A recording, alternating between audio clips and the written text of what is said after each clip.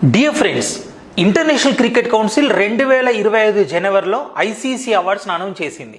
గత సంవత్సరం అంటే 2024 జనవరి 1 నుంచి డిసెంబర్ 31 వరకు పర్ఫార్మెన్స్ ఆధారంగా చేసుకుని అవార్డ్స్ అనౌన్స్ చేయడం జరిగింది. అవార్డ్స్ 2025లో అనౌన్స్ చేసినా 2024 గానే పరిగణించాలి. ఓవరాల్గా cricketer of the year and best test cricketer of the year ఈ రెండు అవార్డ్స్ పురుషుల కేటగిరీలో భారత్కు చెందిన జస్ప్రీత్ బుమ్రాకు లభించాయి. ఇక ఓవరాల్గా మహిళా cricketer of the year and T20 మహిళా క్రికెటర్ ఆఫ్ ద ఇయర్ ఈ రెండు న్యూజిలాండ్ చెందిన అమీలియా కెర్ అనే క్రికెటర్కు లభించాయి.